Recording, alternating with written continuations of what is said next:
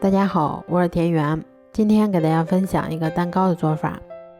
首先我们把4个鸡蛋的蛋清和蛋黄先给它分离出来。分离好的蛋黄我们把它放到另外一个大碗里面。接着我们先打入1颗50克的鸡蛋，然后再加入45克的牛奶，最后我们再加入35克的食用油。接着我们用打蛋器先把它们充分搅拌均匀。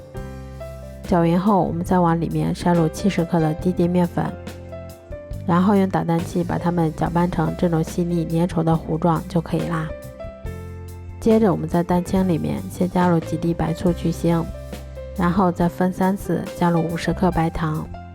接着我们用打蛋器先把它们高速搅拌1分钟左右。打发的蛋白出现小泡泡的时候，我们再加入1/3的白糖。然后用打蛋器把它们再次打发3分钟左右。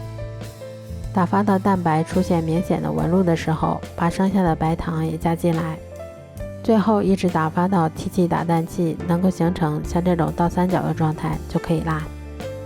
蛋白打好后，我们先舀入1半的蛋白到蛋黄糊里面，然后用铲子像炒菜一样把它们上下翻拌均匀。这一步我们不要画圈搅拌，以免消泡影响成品的蓬松。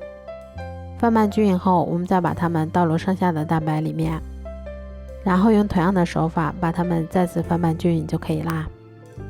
蛋糊调好后，我们再把它们倒入铺有固有纸的蛋糕模具里面，最后我们再用铲子把表面给它稍微摊平整一些。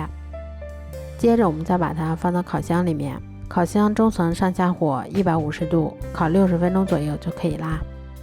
这样做出的蛋糕吃起来松软细腻又香甜，咬上一口还有一股浓浓的奶香味儿。如果喜欢的话就试试吧。